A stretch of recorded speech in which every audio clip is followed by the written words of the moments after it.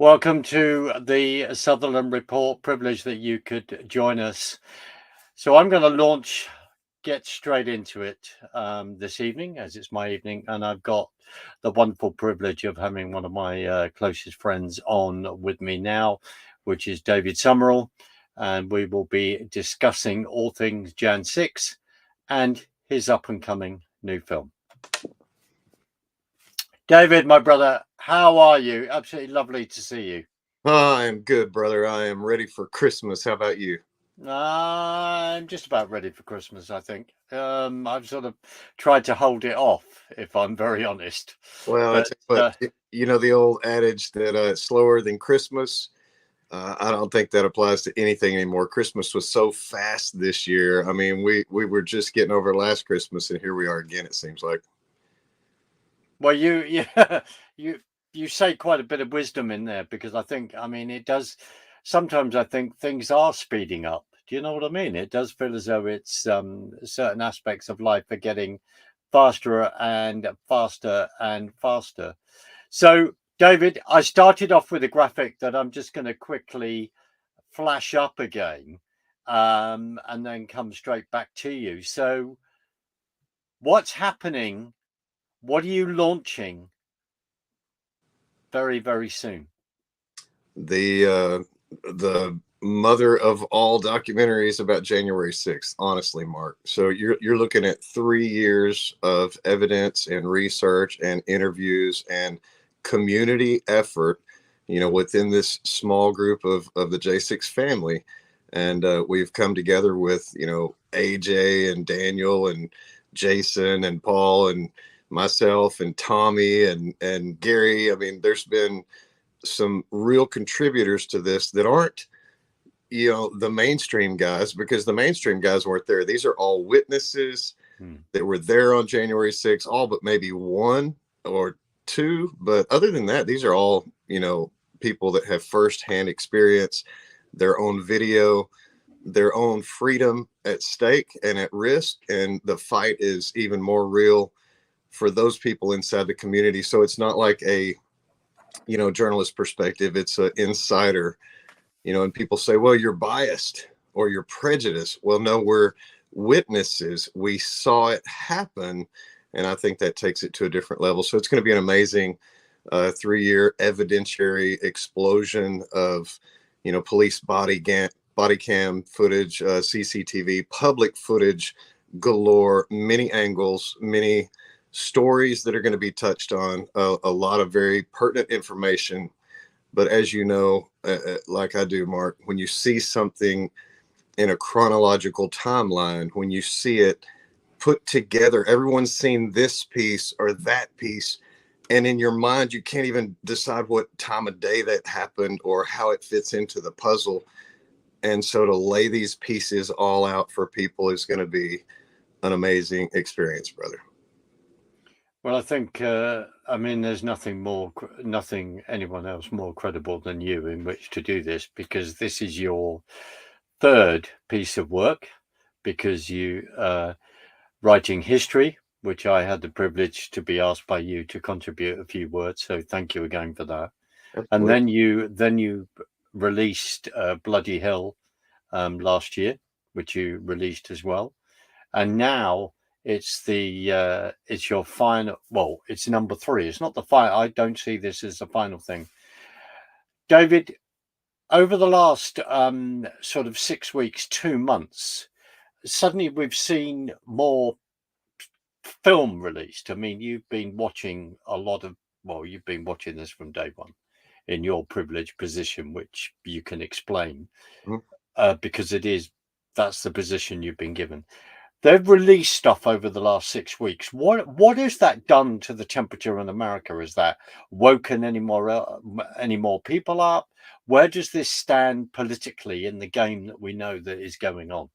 Well, you know me, I'm the pessimist slash optimist. It's a kind of funny water that we tread in, because we try to see things, and then we try to see things how other people see things, and then we try to see things the way the people that want people to see things want people to see things, and why they do Mm. what they do. So it's really a cross section. But I think we're up to 0.04% of we don't even have 1% of the 44,000 hours public yet. So, and I think that's last count pretty accurate. And look, when the powers that be say, look, we want to be transparent, we want to be 100% transparent, but we're only going to give you 95% of the video. That's 5% not transparent. And how much J6 information can you hide in 2,000 hours and 5% of 44,000? A whole lot. And, you know, to blur the faces, we've heard the lies back and forth. I see it as the big carrot on the stick, you know, that they keep dangling out for, you know, 3 years almost to the public. Oh, we're going to release it. We're not. We should. We can't. We will. We won't. We'll just put it out there, you know, raw, or we're going to blur images. You know, it's just a game that they play at our expense. And the people that are really paying for it are sitting in prison, or they've been destroyed, or their lives or their families, or they're dead from suicide, you know, because they can't take this pressure. And that's why I can't understand, you know, what's wrong with these politicians and not seeing the human cost, the you know, yeah, freedom, all that stuff. I get it, but we have enough. We've had enough. The government footage is not the end all, fix all, cure all of anything. We have more public footage from the thousands of cell phone cameras going off that day, with sound, unlike the CCTV, with perspective, with a timeline, with a stamp, that you can add these stories together and get the truth. And, you know, Mark, from day one, I tried to stress to people on these shows and podcasts and stages that I've been, you know, privileged enough with that responsibility of telling people that I've had access to the government footage for a long time, all of it. I don't have to go to DC to look at it. I can get on my laptop right here and dig around as much as I want, because I got access through the lawyers working on these cases. I'm licensed through the DOJ. And what I've tried to tell people, because I can't show it, I can't publish it, or I'll go to jail. But I can tell you about it. And people seem to not want to hear the stories, you know, until they come from somebody with more than 20,000 followers or whatever. And to me, the travesty is, all I've tried to express is the J6 people are not lying to you. When they tell you how horrible it was, and they tell you that they were attacked by the police, and they tell you that they didn't start it, and they tell you what the FBI raids were like, and what the prisons like, and what the judges did, and what the prosecutors did, and what the juries did, all that's true. But I can verify their stories from January 6th with video. And I've said that from day one. And, you know, that's why the American Gulag Chronicles book was so important, to get their stories in their own hand to the public, because the media, the judges, the lawyers, nobody wanted them talking to the public, because these stories are true. And now that we've got just a little bit of taste of video evidence, people are in shock. And I think the population wise, maybe we have another 1% of America that's interested because of the drop, but maybe not. You know, maybe it's the same echo chamber, because they turned that channel a long time ago. The news cycle is fierce. And if there's not enough to draw them back in to overcome what they were taught for 3 years, then it's a wasted exercise. That's why this new film is so important to the J6 movement, period. It's the truth. It's more truth than most people can handle. It's going to be amazing to see the response, not just from the left, but from the right, who ignored it and tried to sweep it under the rug like so many others. Absolutely. Absolutely.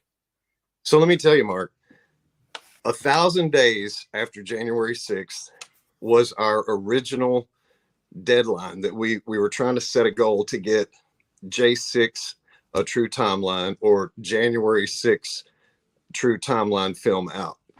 We did not make our goal. More information was coming out. One of the guys on our team was actively seeking more information for, you know, government drop. So, you know how God works. You know, I'll be over here screaming, I'm ready to get this film out, but God's not ready. He said, not yet. There's more. So what it did, it allowed us a couple of more months, the discovery. And like you said, it's not necessarily just what's been, dropped from the government, but there's more and more public video, coming out all the time. There was the Sedition Hunters drop. Yes. There's been other, mines for us to mine from. So this film, dropping it now at the end of the year, it's going to be so much more powerful. So at 1,000 days after January 6th was October, 24th or whatever day that we released that last film. That last film, 1,000 Days of Terror, was a bailout movie because we had told everybody, hey, we're coming out with a film. It's going to be here October, what was it, 3rd or 24th, whatever it was. It was, yeah. And I said, here, let's do a short documentary that tells one story from January, the most important story to me, and it's how it started. What took a crowd from peaceful but angry to angry and violent. What made the day violent? What happened that changed things? Because we saw the ellipse and everyone was festive, celebratory, even though they didn't know what was going on, if they'll win or lose. They expected something to happen. They thought Trump to the rescue. They thought, hey, we're going to witness history. And instead they were attacked by the police. Nobody's ever shown how that happened, where that happened, who, where, when, how, is all in this 5-minute documentary. And I think it's a powerful way for people to, really digest how it started, what made them mad, and then how it progressed from the day. Because after that, who do you blame? Everybody's been shown the fight in the middle, but never how it started or who started it. And I think that's vital and critically important. When you learn there was no warning given, there were no exit routes given, there was no big loudspeaker saying clear the area, and yet they can put out a curfew notice. Oh, you must be in your hotel by 6 o'clock. Well, why didn't you just say, get off the grounds or you'll go to jail? What are you doing? Leave the premises. They could have done a lot of things different. That's just one. But this film will tile that together and kind of show what was inside, outside, in the Senate, House, what the police were saying and doing, the body cams, the CCTV. Like I said, it's a great mix. But I would like to say to you and say publicly, because we remember when we did an interview on Jan 6, 2021, we are approaching the 3rd anniversary. I don't even want to say that. I want to say it because it's a statement of fact, but it's an unfortunate statement of fact, right? You and I have said this before, and I just want to say publicly, I'm not saying this to be clever, but every single thing that you said on January the 6th, 2021, you have personally been vindicated by. Because every single thing that you said to me on that day in a discussion is absolutely true. And how that has then unfolded to then suddenly be at this point when we are seeing body cam footage, tell me if I'm wrong, of then, a policeman, holding a smoke bomb, walking towards where all the patriots are on the steps. We are seeing then people firing. We're seeing them firing.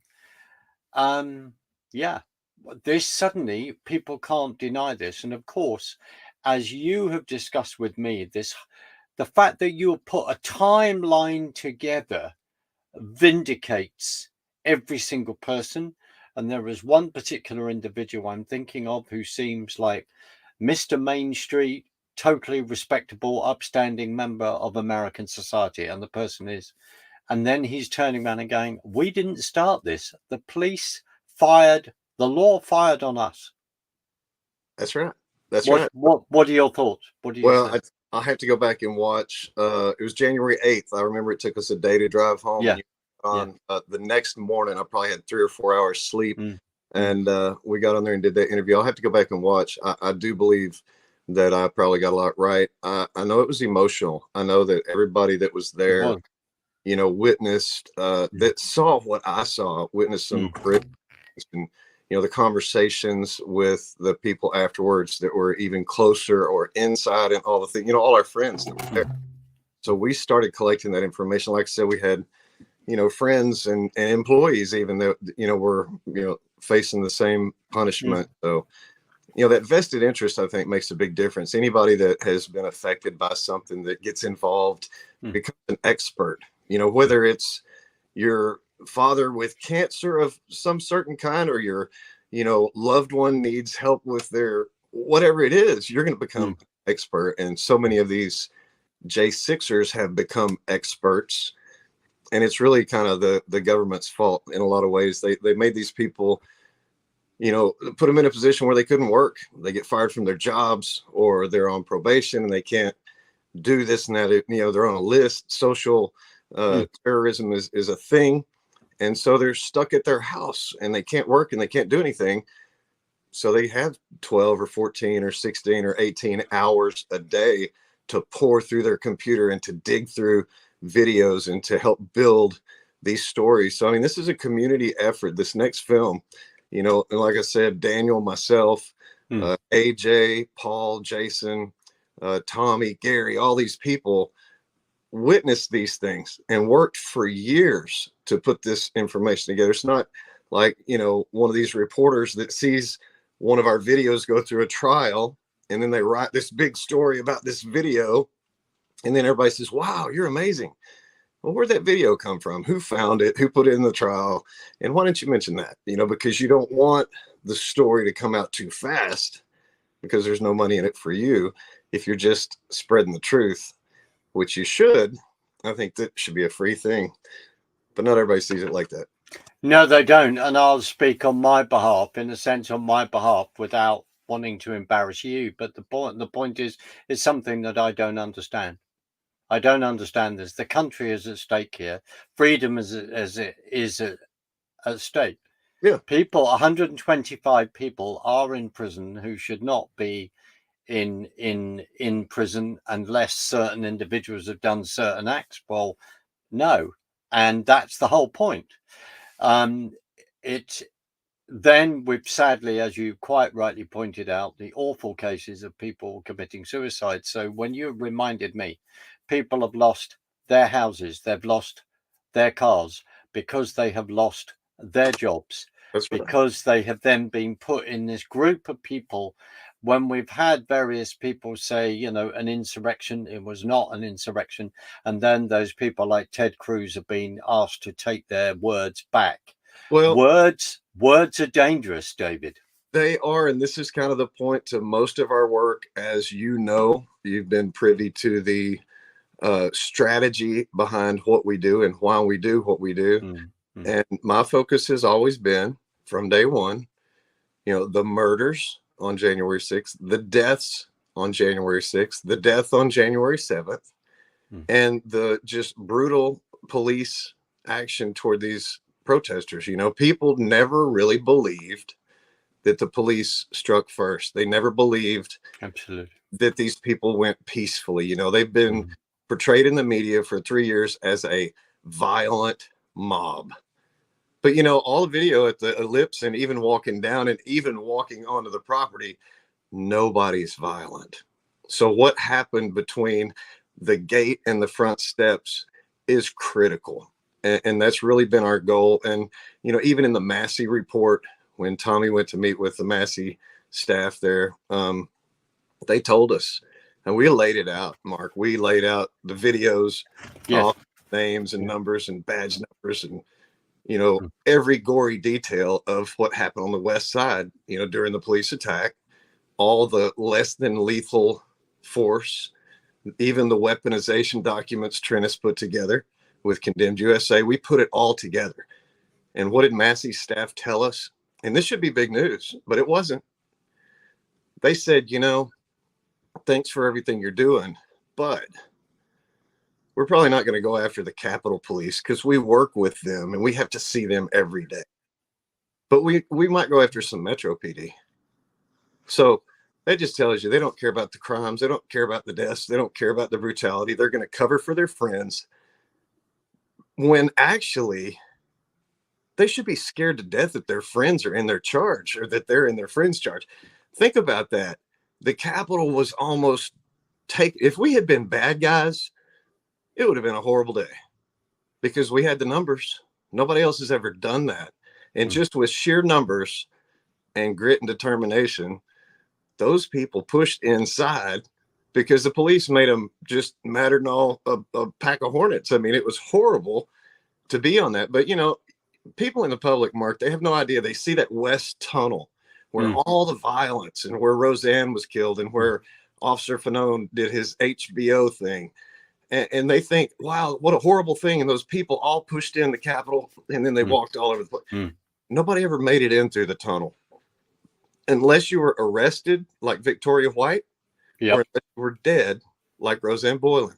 That's the only way you made it through that tunnel. The police held the line there, but the public's led to believe that, man, that violent skirmish at the tunnel and all those people pushing in, and then they were all over the Capitol.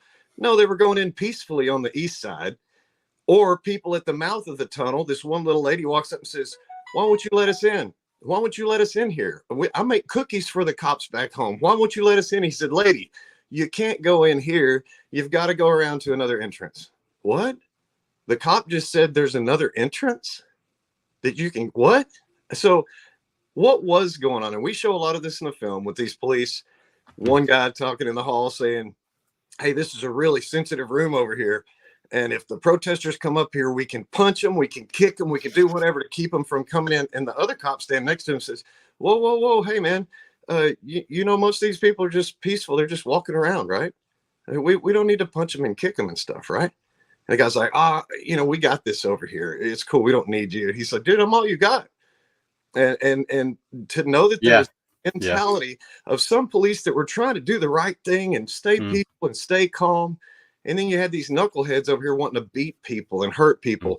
And Mark, we've discussed the racism aspect of January 6th, the perceived fear that the government and the media programmed these Capitol Police with, that this was a white supremacist mob of hateful Trump supporters or white nationalists or whatever crap they want to sell. And a lot of people bought it. And that fear, they thought we were there to eat them and kill them all. And they responded from that.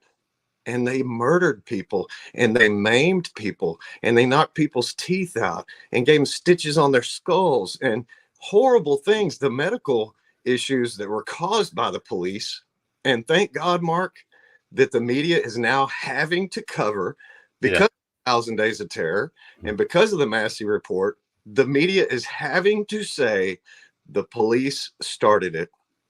They're having to say it looks like the crowd was peaceful until the police started shooting rubber bullets and throwing grenades in the crowd. And I even heard them say the other day, finally, like we've been saying forever, the majority of police injuries were caused by police. So if they inhaled their own spray when the wind caught it, that injury was blamed on a J6er in a court somewhere, or in total to say that there were over 140 injuries.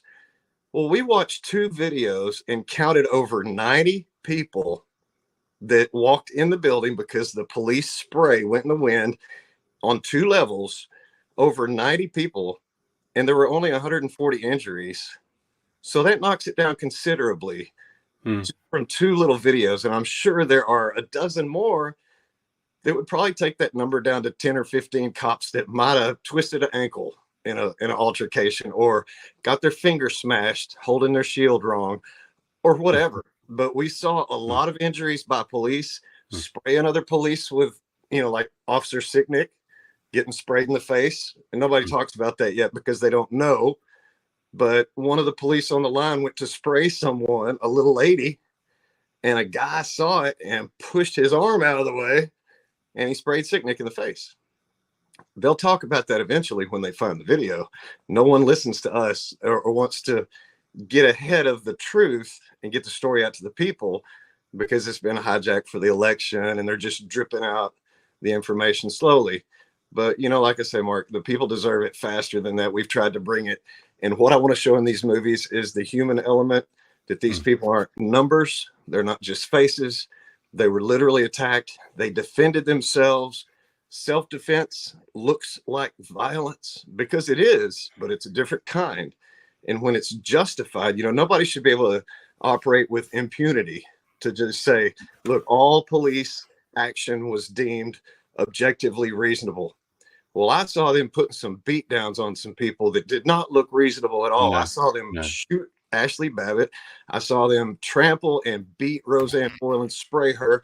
The medics said there was so much spray on Roseanne's body when they got to her that it was dripping, that she was in a puddle of gas. She'd already been drugged down the hall, put on a cart, rolled down the hall, laid on the ground. The paramedics get there and they said she was in a pool. Excessive use of force all day long. And look, I've said it before, I'll say it again. I'm proud of the J6ers that they didn't murder anybody, because they were pushed as hard as you could possibly push somebody. They witnessed some horrific action by the police, some terrible beatdowns, and they didn't kill anybody. That shows amazing restraint and absolute respect for law enforcement, because they had every opportunity. It's like I said in Bloody Hill, if we were cannibals, we could have eaten them all in 2 bites each and gone home hungry, because there just weren't enough police.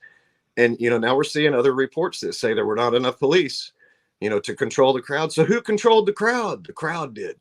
And we've said that from day one. So it's really amazing. Absolutely. That's why suddenly there was shouts of, we back the blue, we support our police force. Yeah. That's why there was total confusion in people's what they were expressing, also what to camera as well, saying, well, what is going on? I mean, you and I, because I've met him, you and I both know other people that were nearly died there, that were saved and were dragged out.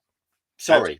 Absolutely. And, in writing history, we put that out June 4th of 2021, just a couple of months after January 6th. And writing history had a lot of that footage in there, especially the lady saying, we back the blue. Yeah. Why are you doing this to us? You're shooting your own people, basically. Screaming from the crowd. You could just hear the emotion in her voice. She's so hurt and shocked that they would do that. But I think the reality is that the police, with their fear and being tricked, and we've said it from the beginning, Mark, and I think it's finally come to light. The Capitol Police were totally duped. Yes. Who was in on this becomes the questions, but the Capitol Police were totally duped. The Metro Police were brought in as the bully, the strong arm. The National Guard was put on traffic duty to keep them out of the way, because they would have just shut the thing down immediately. And the Democrats and Republicans didn't want it shut down, because they need that for the power and control and surveillance and monies and all the things that happen. So the National Guard was deliberately kept out. And when they came in at the end of the day, finally were allowed to, after hours basically of begging for them to come in within eyesight of the building, they come in and 7 minutes later, basically the whole thing's done. I mean, they cleared the rest of the place out. The Capitol Metro Police had already started clearing people out. Look, when they were pushing people off the staircases and bombing them on the upper level, people just walked away. They were like, we're done with this. If this is how you're going to continue to treat us, we're leaving. And they did. And the curfew was getting closer. And people were like, this is not going to stop. These police won't stop attacking. But in the middle of these films, you're going to see that even after they shot Joshua Matthew Black in the face at 107, the crowd around him is not trying to grab cops, or when they're throwing the bombs at 121, 122, 120. Even after that, the calm crowd, stays within itself again. It doesn't just continue to go crazy. And there's this weird calm. I mean, people were being patient and just in disbelief that they would do that, and then expecting Trump to show up or whatever's going to happen with these stages and these speakers for the permitted events. There were things that were supposed to have. There was so much confusion.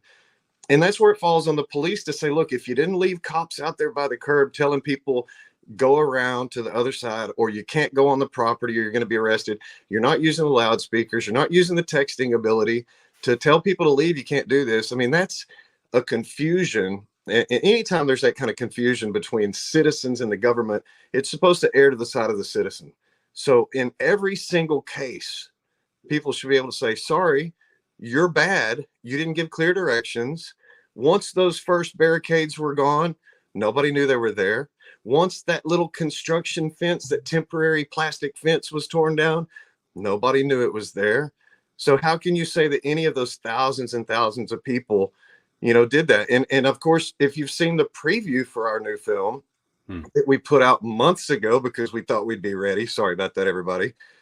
But it says they moved hundreds of barricades before the protesters got there. What are you doing?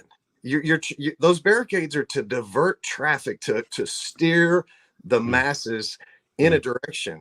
And if you've got it all set up, ready to go, leave it. But why did you come and move it all to create more confusion?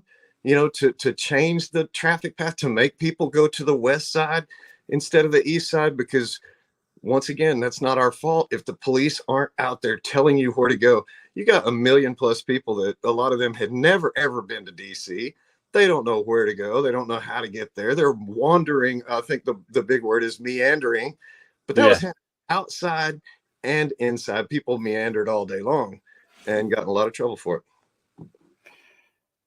David, no, absolutely. I mean, we think about things like, National Guard refusals. We then think about the fact that Nancy Pelosi is under the walkways and there's a camera following her and all the rest.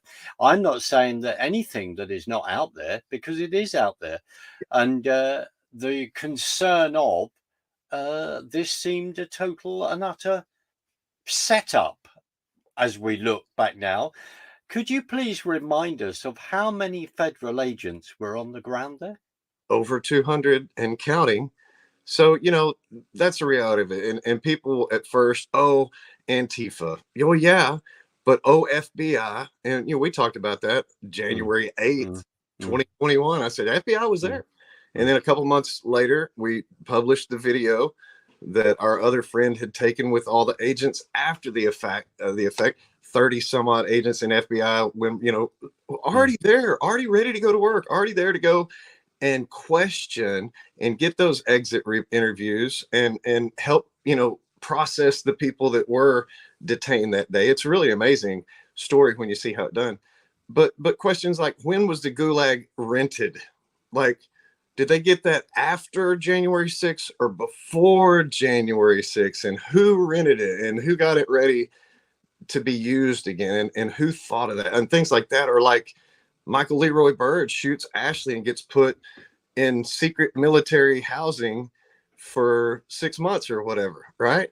Well, now we learn Tarek Johnson, same thing, got put in an apartment for 6 weeks or 6 months or whatever. I've got to go watch the clip somebody sent me, but it just makes you wonder, because he was supposed to be a whistleblower against him. Why would they put him up in housing?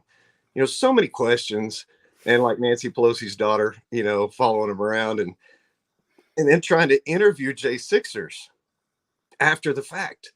The one J6er had the lawyer, and the lawyer set the J6er up with Alexandra Pelosi, with HBO, and said, if you're going to start doing interviews with the news and stuff, we need to get you used to it. So I got your interview set up, and this J6er's in there with Alexandra Pelosi, doesn't know who she is, talking.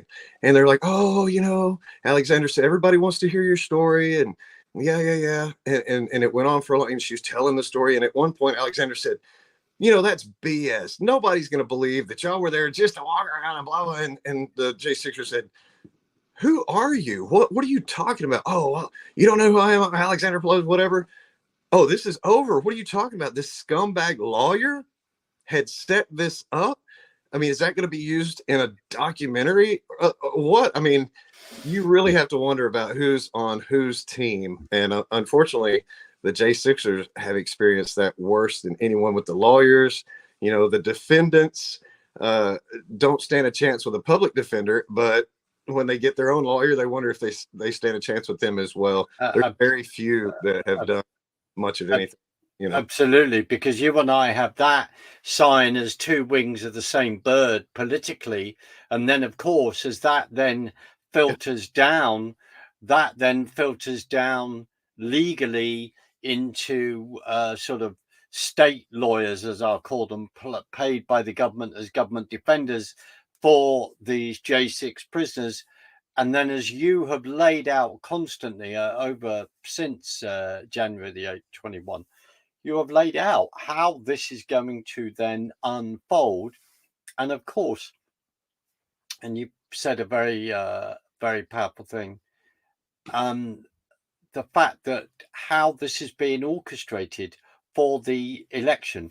David, we're going to be, I'm in the last sort of 5 minutes really. Can we steer in that direction? Because how do you think things are going to, I mean, you and I have discussed this, but how do you think things are going to play out next year? What can you say? What can't you say? I see the pardon of innocence. If we can get Trump into the White House, I can 100% see that and say that with all confidence. We've worked on that, Mark, with Tamara Lee, behind the scenes with Pat Scopely before he passed away. Bless. Yeah, Pardon of innocence absolutely. is in order. I'm liking Vivek. I think that, is that how you say his name? Vivek? Yeah. That little guy. He's pretty cool. He's been the J6 kind of advocate, more so than anyone else, which is kind of odd, and it makes you wonder. Can I just interject there? Sorry to be called a conspiracy theorist, but unfortunately, he's made most of his money, if not all his money, I think, via big pharma. I'll just put that out there. That needs more investigation, but I think that's the accusation. It does make you scratch your head and wonder. And then again, did he play the market, or did he have a heavier hand in what happened? These are questions that anybody asks by anyone. But the J6 angle is really interesting for him to be such an advocate. I would love to, and we're trying to reach out to him. I've got a couple of different contacts that we want to see if he'll help us build that database we've always needed. If he's got the funding, because nobody else has been brave enough to put their money where their mouth is. And if we'd have had a server and a database and a 3D map and all the other things that some of our competitors on the other side use against us all the time, it would be great to have some of those technological advances on our team, maybe some facial ID technology and such. It's really handy. And doing the investigation for these lawyers and such, the stophate.com website's amazing, how we can cross-reference everything, that we have access to, of course, and then mix that with what we see in the government database. But somebody for, him to understand, Vivek to understand how that would work publicity wise for the J6ers in these court cases, to know that the public's being really schooled on what's actually happening and why the court cases are going the way they are. And for him to put his money out there and say, look, whether I get elected as president or not, I'm so interested in this January 6th situation that I'm willing to help fund whatever needs to be done. And this next film, I want it to be a testament that all these guys that are participants in building this film, and it's not a huge group, it's a small core group of J6ers, like I said, witnesses that actually experience this. They have put their own time, sweat, blood, tears, their own money, resources, just like us. And we've tried to just document history. Chris Burgard, Capital Punishment 1, coming out with Capital Punishment 2 on January 6th. We were talking, and he said, David, it's like, nobody's going to see our work. Not right now. And I totally understand that. He said, but I'm not doing it for right now. I'm not doing it for the clicks. I'm doing it for history, so that when people have that opportunity to go back, that they can find this and see what actually happened. And Mark, we've fallen into that, from day one as well, with writing history. Bloody Hill, 1,000 Days of Terror. And Bloody Hill, I think, was it's really kind of strange, Mark. And so everybody knows I'm a carpenter. That's my job. That's what I do. It's what I've done for 30 years or whatever. And the first film we put out, Writing History, it was a necessity because you set me up with Dan and Mr. Griffin and got me at the Red Pill Expo. And so I wanted to make a short documentary. Yeah, there you go. There you go. So I wanted to make a short documentary so I didn't have to speak as much, So Bless you. And they were saying, you can't show this film here. There's language, there's violence, we got kids in the crowd. So that was made by me sitting over Daniel's shoulder, moving to the left, moving to the right. The second one we did, Bloody Hill, was me, Daniel, Sean, Andrew, JD. We had, of course, Wano Saban and Trennis Evans, with the other two voice parts, and myself. and then it grew again. And it's the whole point is God keeps multiplying and bringing more talent to the team. And now we've got Jason and Paul and everybody that, even Sean's working on this one again as well. So, I mean, there's so many things that play into what we do and why we do. And it's all for God and country. People don't understand that do it for money or do it for, popularity or to build their thing. And I just want people to know the motives of these guys that have worked on this film are pure, and it's to get our people free. And I think that the more we can share this movie to everyone in America, I mean, every single person, I don't care what side you're on, what color you are, what your leanings or religion or faith or sex preference, I don't care. You need to see what happened. It's the closest thing to Tiananmen Square that you've ever seen in your life. It's the same basic thing. 1,000 Days of Terror will tell you how it started. And then January 6th, True Timeline, will show you what happened all day long and really help tie those stories together so that you understand the bits and pieces that you've seen for 3 years that look so violent. But why? But Absolutely. we saw people hitting police. But why? Or we saw people shoving a bike rack. But why? But why? Absolutely. Absolutely. I'm just going to put up your logo, stophate.com. Could you just tell us where we can all find you, where we can find your work, etc., if you don't mind, my dear brother? Absolutely, brother. So stophate.com is real easy. Stophate.com/support. If you want to support our work and what we do, we don't charge anybody for anything. It's all free, but we could definitely use help in continuing what we do. Stop Hate's an acronym. Start turning off prejudice, heal attitudes through education. I hope that's a trend this coming year. I hope people understand that it's all about freedom and restoration for everyone in the country. Of course, Writing History was the first film. It's available at stophate.com as well. And you can see Bloody Hill there as well. It's about an hour and a half film, but it's like Netflix quality. Andrew Mullinex did a fantastic job with the team and putting that together. And of course, there's more research if you click on stophate.com, the J6 tab, or you can just put in /J6 or /research and get to the nitty gritty of what was happening on January 6th. There's a lot of stuff people can do to help. The calls to action, from the prayer group to letter writing to buying that book, or the second book, The Art of Confinement. The first book, American Gulag Chronicles, was Letters from Prison. The second book, American Gulag Chronicles, is Art of Confinement. I just saw a video of the first copy yesterday. I haven't gotten much, so I'm excited about that, and it's going to be great. But all those are available at stophate.com/J6. Just scroll down and you will see calls to action. There's probably 15 or 20 different things that people can do to help. But like I said, support our work at stophate.com/support. And we'll keep doing what we do with or without, God supplies. And sometimes he uses different people to help supply. Sometimes he just keeps using us, and we're okay with that. But, we can always use the help, brother.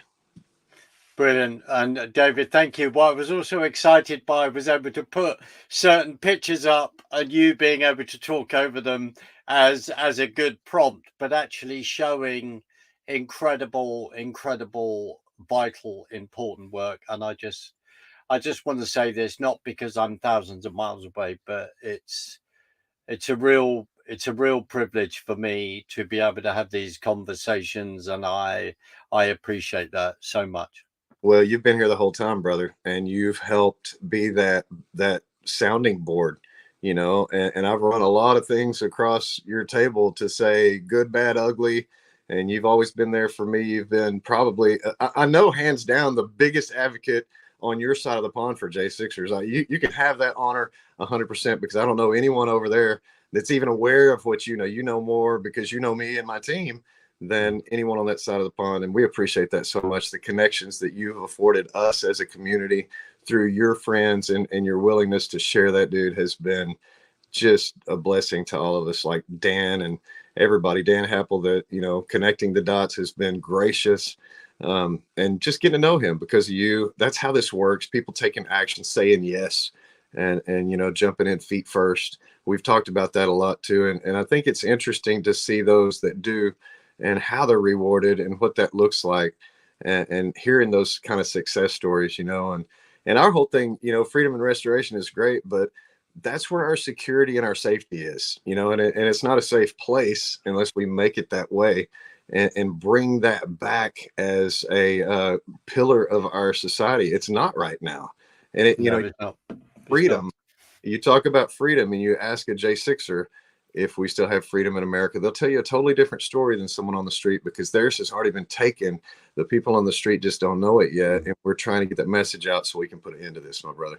But dude, you know, I can't, from this side of the pond to you, man, I can't wait till you get back over here and take another tour, come to the house and, you know, visit, break bread. We always have a great time when you're here. And I look forward to that next time.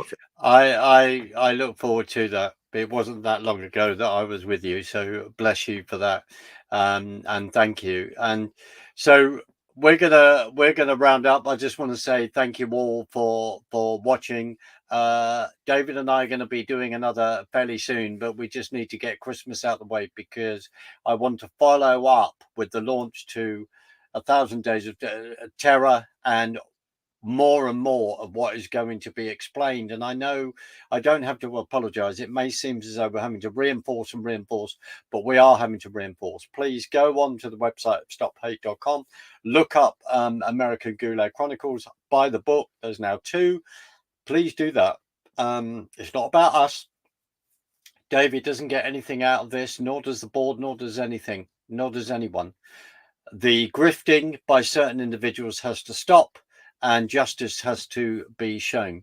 It has to be there, and it has to be played out, and we want all these people released. So I'm going to end with the outro. But David, my dear friend, wishing you, people will see this maybe after Christmas or now, but wishing everyone a happy Christmas who's watching or come on to watch. Hopefully you've had a great time. But David, I wish you that, to you personally, to you and your family.